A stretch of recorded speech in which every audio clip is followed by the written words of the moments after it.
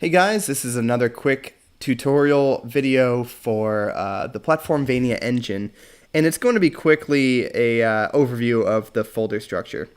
So right here in the assets, you'll see Anima 2D, which is actually not the platform Vania engine. It's just an animation software that's developed by Unity for 2D animation, which you can safely delete, but it will prevent the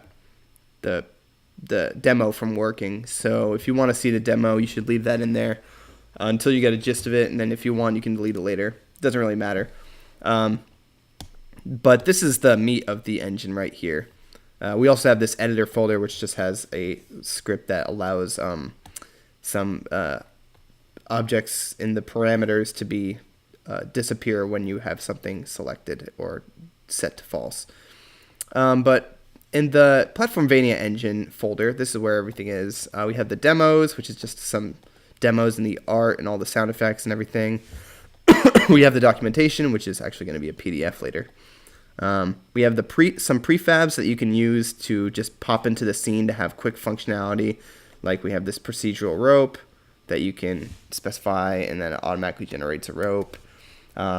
We have waypoints, spawn points, spikes. But you just drop them right in and they'll work and with your character and everything. We have a heart. Basically a lot of stuff that you might want to use at runtime. We have this NPC health bar that allows you to give the characters health bars, and so on. But these are all some of them are pretty necessary. Like this game manager object is very useful and very necessary for the level loading to work and for sound effects and particle effects, and the music and everything. And we need this waypoint, basically just the game objects with the script on it, because you'll need the script to load different scenes and to change levels. Spawn point, sound effects, spikes, and this animator component, which you're actually going to need to create your own character, because you're actually going to need to use this animator for the character, unless you want to make your own animator, but that might be kind of a pain because the way I set it up is that it has a lot of parameters working together in unison. So I recommend, if you do create your own character, which you should, obviously, when you make your own character, you should use this animator and then tweak it from there. That way it all works and you don't have to worry about it. The resources, which is used to generate different things at runtime. The slippery material is just used to make it so that the character, when he's in, or he or she is in midair, they don't stick to the walls and do any weird movements in the walls, which happens sometimes with physics-based stuff. And then the grappling hook, which you can actually make your own grappling hook based on your own settings here to generate at runtime, because the way that the grappling hooks are set up is that it creates a new grappling hook every time you use it. That way you can leave it behind if you want, and it's used. That's the way it's used.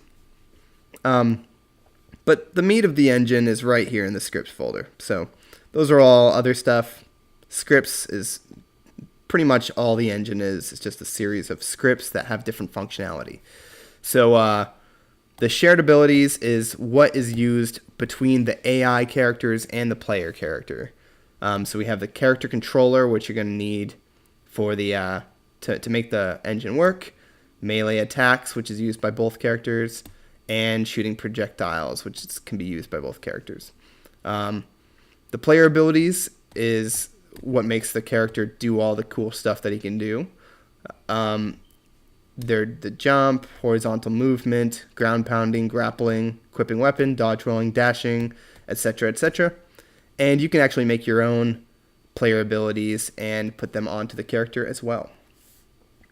Miscellaneous scripts, which is just a bunch of like supplementary stuff and stuff that is like if you want to have a weapon, the waypoint script, taking the damage script, spawning objects, sound effects, sliding objects to make them generate particles, etc. The AI abilities is right now I just have the AI can attack and the AI can move with the horizontal movement script. But I plan to add more later. And if you have any requests, feel free to ask for them. The player abilities too can be extended and modified to work with the AI, and I might actually do that later, like make them compatible with both, and then I'll just kind of push them into the shared abilities. That's kind of the end goal, but it's kind of some extra work and it'll take some extra time, so I figured I would just leave it at separating them player and AI right now. So that's the gist of the folder structure. Thank you for watching this video, and I will see you in the next one. See you later.